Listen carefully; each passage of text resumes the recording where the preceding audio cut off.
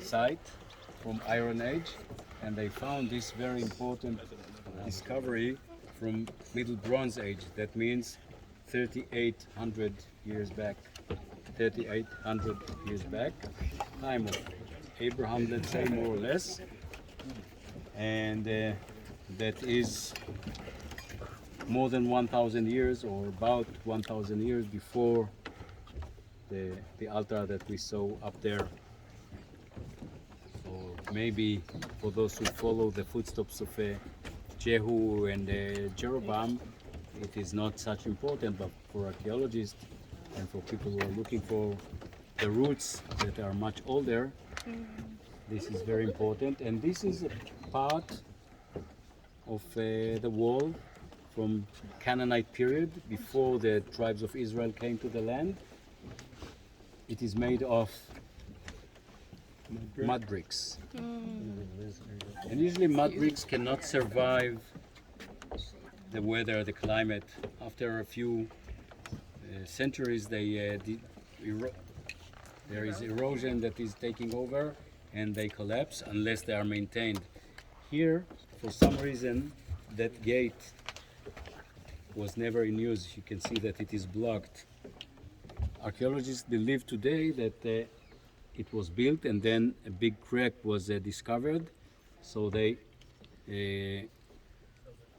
kind of blocked it with the mud or the soil that we see, and opened another gate that did not survive. So that was a gate for quite a short period of time, and then it was covered.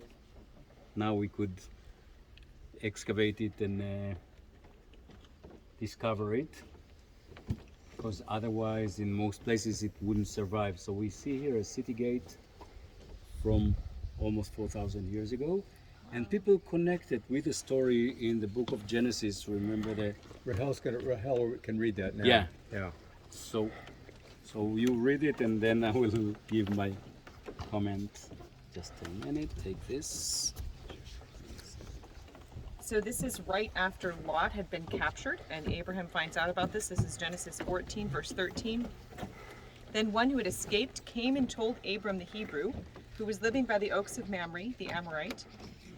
When Abram heard that his kinsman had been taken captive, he led forth his trained men born in his house, 318 of them, and went in pursuit as far as Dan. So potentially, he was here, seeing this gate. And that was it. How wide is the gate? You can kind of see a model here. You see, it is about 10 feet wide and 12 feet high, or something like that. That was part of the wall. There's only one such wall, such gate in ancient Israel. There are many in Mesopotamia, in Iraq, same style. But this is one of two.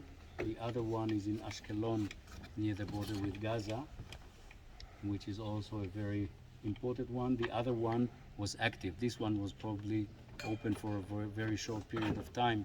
It is very tempting to think about Abraham going all the way at night and passing through this gate. Could be.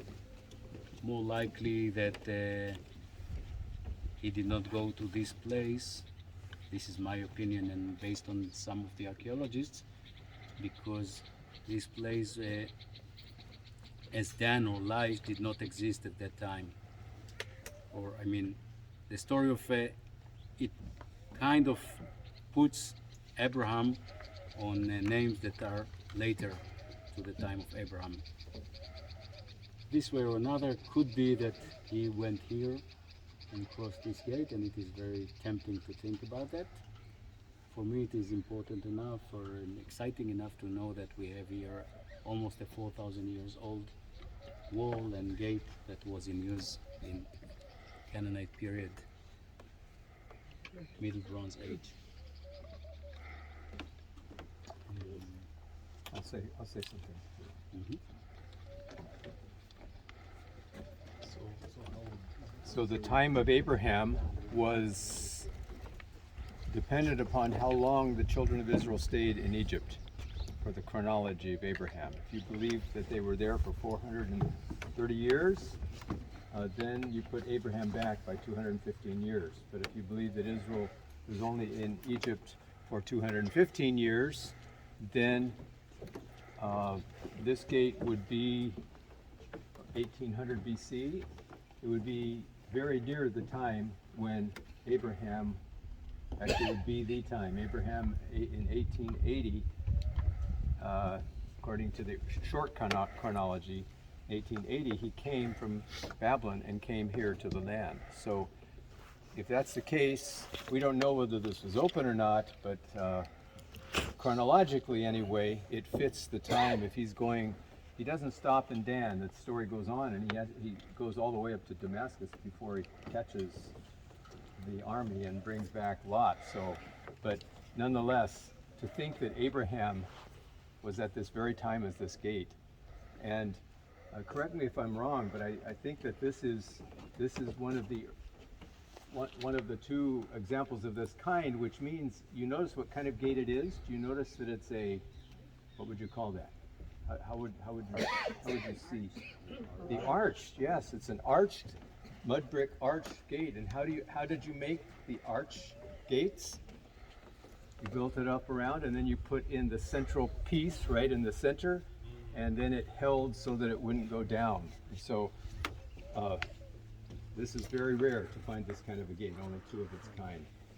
And so the thought that Abraham cared enough to come this far, bringing his 319 servants to get that lousy Lot that was so selfish. He took the best for himself and said, I'm going to live down in the Kikar of the Jordan where it's all so beautiful, and you can stay up where you are. And he took the first choice.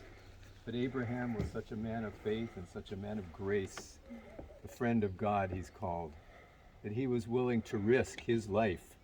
And it gets complicated more that the 5 kings that came down from Mesopotamia came from the area where he had just come from. So he would be fighting against his former countrymen. He would be considered a traitor to go after them to try to rescue someone from here. But he took the chance. And in the larger story of Genesis, he paid for it. He got them back, but in the next chapter, chapter 15, God tells Abraham, don't be afraid. Why does he tell him that?